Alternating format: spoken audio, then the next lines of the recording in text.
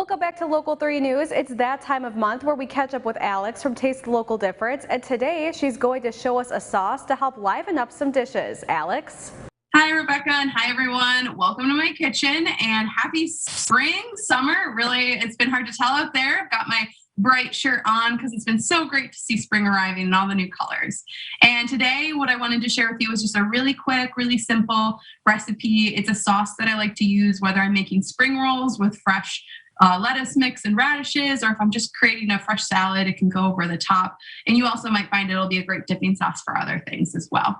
So I'm going to be making a sunflower sauce version. You also could use peanut butter, but I'm using sunflower butter in this version. And I've pretty much got all my ingredients in, but I'm going to show you what I've got in my bowl right now. So we'll go down here. So already in my bowl, I've got a half a cup of sunflower butter. I have 3 tablespoons of maple syrup. I use this Rock River Gold. I have 3 ounces of a soy or tamari sauce, whatever you prefer. I have 2 ounces of the rice vinegar. I have 2 ounces of a sesame oil. And then I decided I like it spicy, so I did add a tablespoon of a little bit of chili oil and red pepper flake. And then you can add as much lime juice. I would recommend like 2 to 3 ounces of lime juice.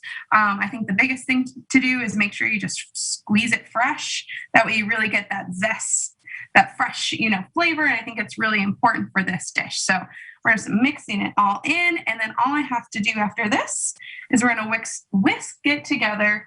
And then what I think is really important is making sure that you taste it. So when you taste it, you can, if it's a little too sour, or if it's a little too sweet, you can add those other ingredients to balance it out. So that's really important. So if you need a little bit of more salt, you can add some soy. If you need more sweet, add the maple syrup.